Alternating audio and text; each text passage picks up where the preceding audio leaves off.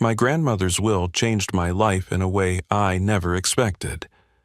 While my cousins divided an $8.5 million estate in New York, I was handed nothing but a ripped, outdated coat. They laughed at me in that lawyer's office. Dorian leaned back in his chair and smirked, asking if I planned to pawn it for lunch money. Isla whispered just loud enough for everyone to hear, saying it was fitting for someone who always lived like a stray. I held the coat in my hands, trying to hide the humiliation burning inside me. Every eye in the room was on me, waiting to see if I would break. My Uncle Victor gave me that cold little smile of his, the kind that always carried the message that I didn't belong. For a second, I considered throwing the coat in the trash on my way out of the building. But something stopped me.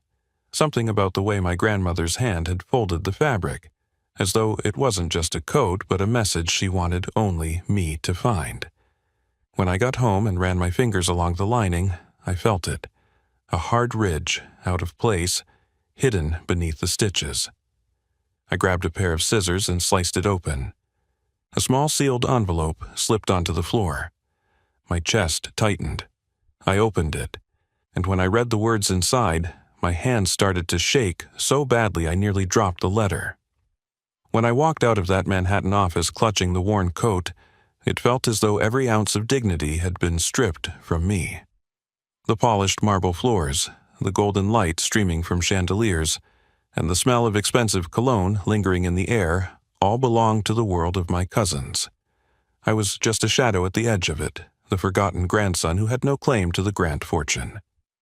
I am Elias Grant, 32 years old, and for as long as I can remember, money has never been my ally. I work at a small independent bookstore in Albany, surrounded by shelves of dusty novels and poetry that sell slower than the rent climbs. I make enough to keep my one-bedroom apartment, barely enough to cover groceries, and never enough to silence the question that follows me everywhere. What would my life have been if my grandmother's love had been matched with her wealth? Henrietta Grant, my grandmother, was the anchor of my childhood. She was not the kind of woman who measured people by their bank accounts. She measured them by honesty, kindness, and how they treated others when no one was watching. After my mother, Lenora, passed away when I was just 10 years old, it was Henrietta who kept me afloat. She brought me into her kitchen, taught me to stir soup while telling stories about her own childhood during the Great Depression, and reminded me that strength was not about loudness, but about quiet persistence. My Uncle Victor never saw me that way. He saw me as a burden.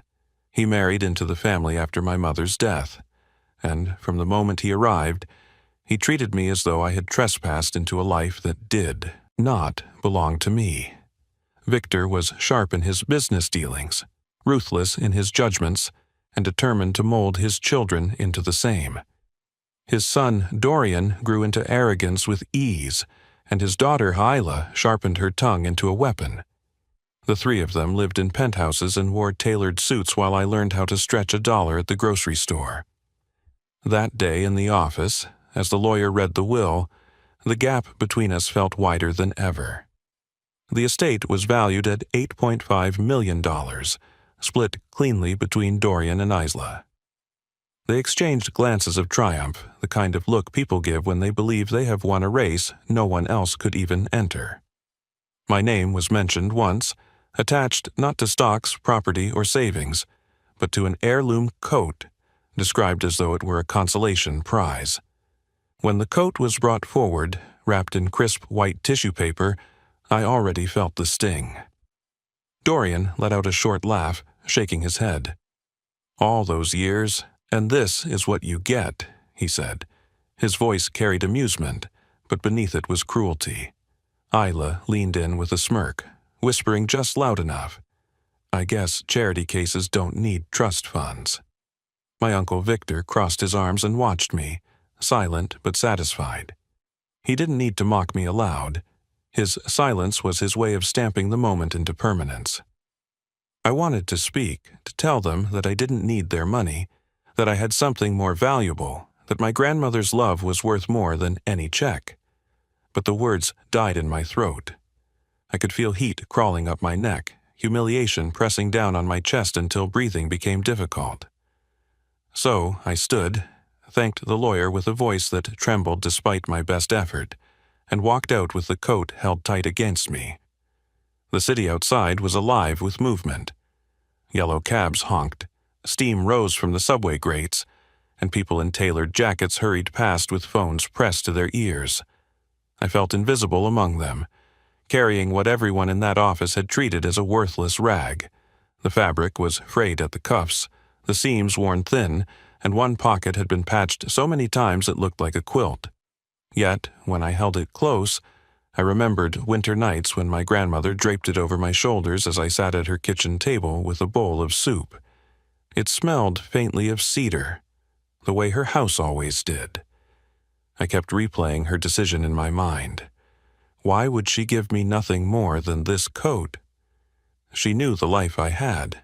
She knew how hard I worked just to scrape by. She knew how Victor and his children treated me. Was this her final message to me, a reminder that I would never belong in the family's circle of privilege, or was it her way of saying that love cannot be measured in assets?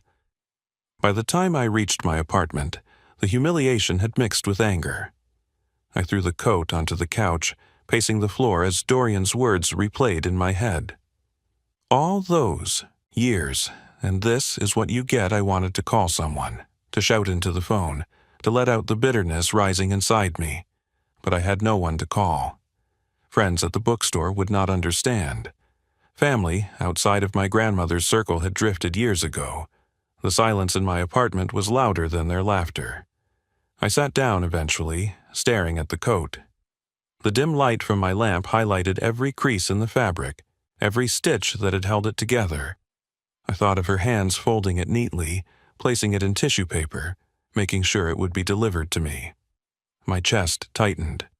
Maybe she had wanted me to remember her not with dollar signs but with warmth, the way she had always been to me. Still, the sting of that office was too fresh. I reached for the coat, ready to toss it into the trash. That was when I felt it. Something rigid hidden beneath the lining. My fingers traced the seam, and for the first time that day, hope sparked in the darkness. The ridged line beneath the coat's lining stayed in my mind the entire night. I had felt it clearly with my fingertips, but I had been too drained, too ashamed to cut it open right then. I lay awake on the old couch, staring at the ceiling, replaying the sneers from my cousins. The sound of their laughter clung to me like smoke.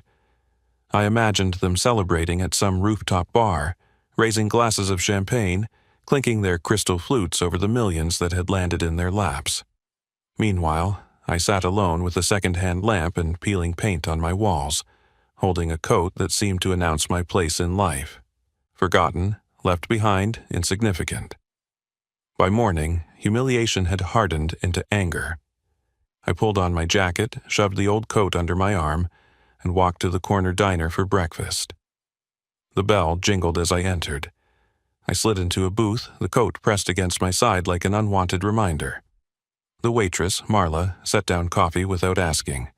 She had seen me often enough to know I could not afford more than eggs and toast. She eyed the bundle beside me. "New coat?" she asked. I shook my head. "Old one." My grandmother's Marla smiled faintly, unaware of the storm churning in me. "Then it's worth more than any new one," she said before moving on to the next table. Her words were meant kindly, but they stung. Worth more? To me, it felt like proof that I had been dismissed.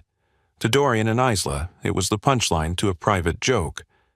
My uncle's smirk haunted me most of all. He had wanted this ending, had worked toward it, making sure I was always the outsider. Now he had succeeded.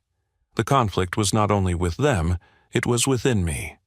A part of me wanted to cling to the coat as a relic of my grandmother's love. Another part wanted to burn it, to erase the humiliation it carried. I could not decide which voice was louder. After breakfast, I walked through the city with the coat folded in my arms. The autumn wind bit at my face. I passed storefronts filled with suits I could never afford, couples dining at tables I would never sit at, and cars I could never dream of driving. Each window reflected me back at myself, a man in thrift store clothes carrying a relic from another life. As I reached the subway entrance, I stopped at a trash bin. I stood there staring at it, coat in hand. All I had to do was lift the lid and drop it inside. It would be over. I could return to my bookstore job, bury the memory of the will reading, and let the Grant family live in their world of penthouses and privilege. For a moment, the idea felt freeing. Then my fingers brushed the lining again. That hard line beneath the stitches was unmistakable. It had not been there when my grandmother wore it around the house years ago. She had added something. Why? The thought caught hold of me like a hook. I pulled the coat back against my chest and descended into the subway instead. On the train ride back to Albany, I kept the coat across my lap. The car was crowded, strangers pressed shoulder to shoulder, but all I could think about was that seam. I remembered how my grandmother had folded it so carefully. She had not simply tossed it into a box. She had wrapped it in tissue, ensuring it would be delivered to me intact. My chest tightened with a new possibility. Maybe this was not rejection. Maybe it was something else. But doubt whispered too. What if it was nothing? What if it was only the uneven stitching of an old coat? If I cut it open and found scraps of paper or nothing at all, then the last shred of hope would vanish. I would have to accept what my family believed, that I was worth nothing. By the time I arrived back at my apartment, the debate inside me had reached a fever pitch.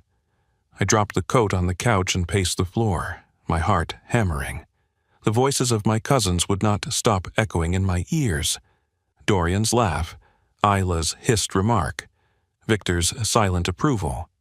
They had humiliated me in front of a lawyer, in front of the city, in front of the memory of my grandmother. I stopped pacing and looked at the coat. It lay there, silent, but full of weight. If I ignored it, I would live with the gnawing question forever. If I opened it and found nothing, I would collapse under the truth. The fear of both choices tore at me. That night, I dreamed of my grandmother's kitchen. I was 10 years old again, sitting at the table while she stirred soup. She looked over her shoulder at me with the same eyes that had always carried warmth. "Elias," she said, "you cannot let them tell you who you are. You must find out for yourself." I woke with tears on my face. The next morning, I made my decision. I set the coat on the table, cleared the space, and pulled a pair of scissors from the drawer. My hands trembled as I slid the blade under the seam. With each careful cut, threads snapped like tiny whispers. The sound filled the room. When the final stitch broke, my fingers slipped inside. The hard ridge was there. I gripped it and pulled. Out came a small envelope, sealed tightly, its edges yellowed with age. I stared at it, my breath shallow, the weight of everything pressing down on me. This was it. Whatever my grandmother had left me was inside. My humiliation, my anger, my doubt, all of it balanced on this one fragile piece of paper. The envelope sat in front of me, its edges frayed and its seal unbroken. I stared at it as though it were alive, waiting to see if I had the courage to face what it carried. My grandmother's handwriting stretched across the front, looping and uneven with age, but unmistakably hers. I had seen that handwriting on recipe cards, birthday notes, and the small reminders she used to stick on the refrigerator. Seeing it again now made my chest ache. I picked it up and held it in my hands. It was light, fragile, and yet it seemed to weigh more than the entire world. I thought about leaving it sealed, hiding it in a drawer where it would never have the chance to confirm my fears or answer my questions. If I never opened it, then at least hope could live. But hope mixed with fear is not peace. It gnaws at you every time you sit still. I thought of Dorian's smirk, Isla's sharp whisper, and Uncle Victor's satisfied silence. They believed I had been cast aside. They believed I was nothing. My jaw tightened. I refused to carry that humiliation for the rest of my life. If my grandmother had left me a message, I needed to know what it was. even if it broke me. I set the envelope down, walked to the sink, and splashed cold water on my face.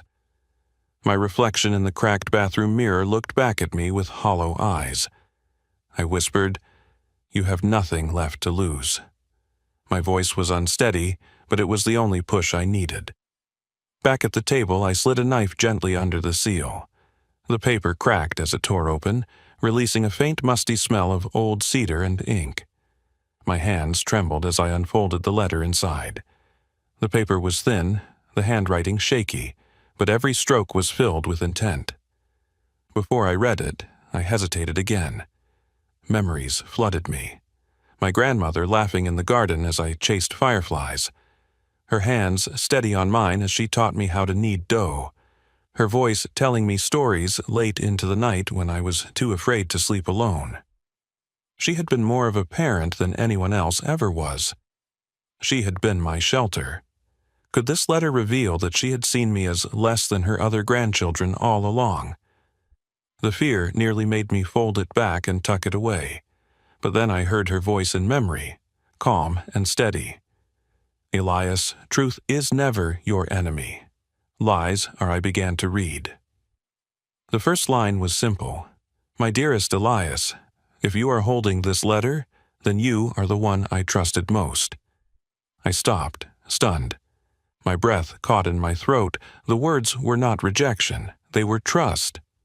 I read on. She wrote of the estate, the way Victor and his children had always worshipped appearances. She explained that leaving them the fortune was not a reward, but a test. She wanted to see what they would do with wealth when it was placed in their hands without effort. She knew greed would consume them, and she wanted me far from that destruction. Then she revealed something that made my heart pound louder than the traffic outside. She had accounts, properties, and investments that no one else in the family knew about. Assets she had kept separate from the estate, secured under my name, with instructions hidden in the letter on how to access them. She had not left me behind. She had left me everything that truly mattered to her legacy. I dropped the letter to the table, overwhelmed. My head spun, my chest ached, and my vision blurred. For so long I had believed I was the forgotten one, the unworthy grandson, but here it was, in her own handwriting. I was the one she trusted most. The coat lay crumpled beside the letter, its seams torn open, the fabric rough under my fingers. It no longer looked worthless. It looked deliberate, chosen, a vessel for the truth. She had hidden her last words where only I would think to look. She knew Victor would never bother with it. She knew Dorian and Isla would sneer and toss it aside. But she knew I would hesitate, hold on, and discover the secret within. I rose from the table and paced the room, the letter clutched in my hand. Questions tumbled through my head. Why me? Why had she chosen me to carry this weight? Did she know how unprepared I felt, how small I often saw myself? Then I remembered the nights when she told me I was stronger than I realized. She had believed in me long before I could believe in myself. Still, fear pressed against my ribs. If the letter was true, then my life had just changed forever. Money on that scale was something I had never touched, never even imagined. Could I handle it? Would I become like them if I allowed wealth to dictate who I was? The thought chilled me. I sat back down, read the letter again, and reached the final lines. "Elias, wealth reveals the truth in people. That is why I give it to you. You cared for me when no one else did. You never saw me as a bank or a burden. You saw me as your grandmother. You have the heart to carry this. Promise me you will not let them break you. Promise me you will remember who you are." The words blurred as tears filled my eyes. I pressed the paper to my chest and closed my eyes. I whispered into the quiet room, "I promise." The decision was made. I would not run from this responsibility. I would not let fear or humiliation drive me. I would follow the instructions, contact the lawyer named in the letter, and step into the life my grandmother had prepared for me in silence. For the first time in years, I felt something close to hope. I folded the letter carefully, slid it back into the envelope, and placed it inside the coat's inner pocket where it belonged. The coat was no longer a symbol of rejection. It was a key, a bridge from humiliation to redemption. My grandmother's final gift. The following morning, I woke with the letter still pressed against my chest. My eyes were swollen from the tears that had carried me into sleep, but my body felt steadier than it had in months. I brewed a pot of coffee, sat at the table with the letter laid out before me, and read it again, word by word, as if I needed to etch every line into my memory. The instructions were clear. My grandmother had placed a separate trust in my name, hidden from the estate, secured with the help of an attorney, whose contact information was written neatly at the bottom of the page. My hands shook as I picked up the phone. I dialed the number, half expecting it to be disconnected or answered by someone who would laugh at me for believing in a fantasy. But a calm voice greeted me. "Office of Samuel Wright," the man said. My throat tightened. "This is Elias Grant," I managed to say. I believe you may have something left for me by Henrietta Grant." There was a long pause on the other end, followed by a shift in tone. "Mr. Grant, I've been expecting this call for some time. Why don't you come in today?" The office was in a modest brick building downtown. Nothing like the marble tower where Victor and his children had celebrated their inheritance. Samuel Wright was an older man with kind eyes, the kind that reminded me of teachers who actually cared. He gestured for me to sit, then slid a folder across the desk. "Your grandmother was deliberate," he said. "She wanted to protect you, and she wanted you to carry her legacy, not just her name." I opened the folder with shaking hands. Inside were documents, property deeds, account statements, investment portfolios. Numbers swam in front of my eyes. Properties in Manhattan and Brooklyn, a farmhouse upstate, several investment accounts that had grown steadily for decades. The figures totaled more than anything I could process, far beyond the $8.5 million my cousins had fought over. My breath caught. "This can't be right," I whispered. "It is right," Samuel said gently. "She built this quietly. She told me you were the only one she trusted to see it for what it was, a tool, not a trophy. She believed the others would waste their share, but she believed you would build." Tears blurred my vision. For years, I had lived believing I was the forgotten grandson, the charity case mocked and dismissed. Now, staring at those papers, I realized my grandmother had never abandoned me. She had chosen me. I leaned back, unable to speak. The weight of humiliation, anger, and loneliness I had carried since the will reading seemed to peel away, replaced by a trembling sense of vindication. Dorian's laughter, Isla's sneers, Victor's silence, all of it lost its power. They had celebrated scraps while my grandmother had entrusted me with her true legacy. When I left the office, the city looked different. The same honking taxis, the same rushing crowds, the same cold wind between buildings, but my chest no longer felt tight with shame. For the first time in years, I walked with my head high. Later that week, I saw them again.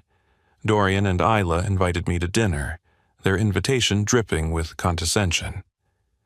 They chose a high-rise restaurant where the chandeliers glittered, and the waiters carried plates like works of art. They wanted to gloat again. I arrived wearing the same coat, now stitched carefully where I had cut it open, the envelope still resting inside the pocket like a heartbeat. Dorian leaned back in his chair when he saw me. "Still hanging on to that thing? Maybe, if you polish it enough, someone will think it's vintage." Isla laughed. "Elias, you could have joined us in Paris if you'd gotten something real from Grandma. Instead, you're stuck in Albany with that rag." Their voices no longer pierced me. I smiled, calm and steady. "You're right," I said. "All I have is this coat. But sometimes the things people overlook are worth more than they realize."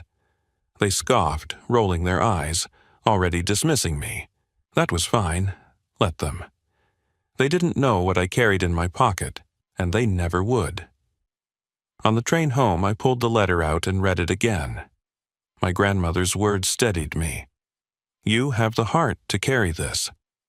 The truth was, she had given me more than money. She had given me back my sense of worth. She had reminded me that the world does not decide who you are. The people who love you, who truly see you, are the ones who define your place. Back in my apartment, I hung the coat carefully in the closet. I touched the fabric one last time and whispered, "Thank you, Grandma." That night I lay in bed wide awake, not from fear, but from possibility. My grandmother's trust meant I had the chance to shape a future that did not look like the cold arrogance of Victor or the greedy laughter of Dorian and Isla. I had the chance to build something better, something lasting, something she would be proud of. The humiliation of that will reading had nearly broken me, but it was the beginning of a truth I could never have imagined. In that cracked office, when the lawyer handed me a torn coat while everyone else celebrated millions, I thought I had lost everything. Now I understood I had been given everything that mattered. The power of that realization swept through me like a tide. My grandmother had not left me behind, she had chosen me. And with that choice, she had given me the chance to rise above the people who tried to keep me small. The days that followed were unlike anything I had ever experienced. For the first time, I did not wake to the sound of my alarm, dreading another long day of shelving books while my paycheck slipped through my fingers before the month was over. Instead, I woke with a letter that gave me a new sense of purpose. My grandmother's words echoed in me every morning. She had trusted me. She had seen me not as the forgotten one, not as the burden Victor always called me, but as the only one strong enough to carry her true legacy. At first, I told no one. The weight of what she had left me was too great to reveal. The money, the properties, the accounts, it was overwhelming. But even more overwhelming was the responsibility.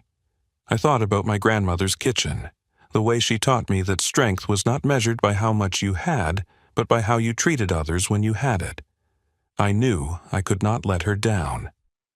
Victor, Dorian, and Isla continued flaunting their inheritance. They posted pictures online of trips to Paris, parties in penthouses, and shopping sprees with designer bags piled high. To them, the estate was proof of their worth, a trophy they could wave in the faces of others. Yet behind their polished smiles I could already see the cracks. Dorian's arrogance grew louder. Isla's tone became more desperate, as if she feared losing her grip on the lifestyle she had been handed. Months later, I learned that their millions were shrinking fast. Investments were squandered on bad deals. Luxury became a hungry beast that devoured everything they owned. By the end of the year, they were still living in expensive apartments, but whispers of debt followed them. Then, one evening, as snow began to fall outside my apartment, I received a call. It was Isla. Her voice, usually sharp and confident, trembled. "Elias," she said, "can we talk?" "Maybe over dinner." I could hear the strain she tried to hide. For years she had mocked me, laughed at me, treated me as if I were beneath her. Now she reached out, not with laughter, but with desperation. Dorian followed days later with a message full of forced friendliness, asking if I wanted to catch up. I knew what they wanted. They had begun to sense the truth. Somehow they knew I was not struggling anymore. I met them once more, this time in the same restaurant where they had mocked me for wearing the coat. Dorian's suit looked sharper than ever, but his eyes darted nervously when he spoke. Isla kept her voice sweet, but her hands twisted the napkin in her lap. They tried to ask careful questions, circling the subject, probing without directly begging. I listened, calm and steady, sipping water as though I had all the time in the world. When the moment came, I leaned forward. "You mocked me when all I had was this coat. You laughed when I walked out of that office, and yet this coat carried something you could never buy, her trust. I don't need to prove that to you, but I will never forget how you treated me when you thought I had nothing." They fell silent, their arrogance deflating like a balloon pricked with a pin. For once, they had no words. I left them there, not with anger, but with clarity. I no longer needed their approval. I no longer carried their mockery like a wound. My grandmother had healed that the moment she entrusted me with her secret. In the months that followed, I began to put her legacy to use. I restored the farmhouse she had left upstate, turning it into a community center for children who had grown up the way I had, lonely, overlooked, uncertain of their worth. I funded scholarships for students who could not afford college, but had the determination to push forward. I built something that honored her, something that reflected the heart she had always given me. The coat still hangs in my closet. I do not wear it often, but sometimes on quiet nights I take it out, trace the stitches I cut open, and hold it close. It reminds me of where I began. It reminds me that even when the world laughs, even when family betrays you, love has a way of breaking through. The lesson my grandmother gave me is one I will carry forever. Money reveals who people are. Some will waste it, some will worship it, and a rare few will use it to build. She trusted me to be one of the few. As I sit here telling this story, I think back to that day in the lawyer's office when humiliation pressed me down and I believed I was nothing. If I had thrown the coat away, I would never have found the envelope. I would never have heard her last words. I would never have discovered that what seemed worthless was worth more than gold. To anyone listening who feels overlooked or dismissed, remember this: value is not always visible on the surface. Sometimes it is hidden in the places others mock or ignore. Sometimes the smallest thing can hold the greatest gift. My grandmother's legacy was not only the wealth she hid in that coat. It was the reminder that I was never forgotten, never unworthy, and never powerless. That is the gift I carry now, and it is greater than any fortune. If this story moved you, share it with someone who needs a reminder of their worth. Leave a comment below and tell me what part of the story resonated most with you. Hit the like button if you want to hear more real stories told from the heart, and most importantly, subscribe to the channel so you never miss the next one. Thank you for being here, and thank you for listening.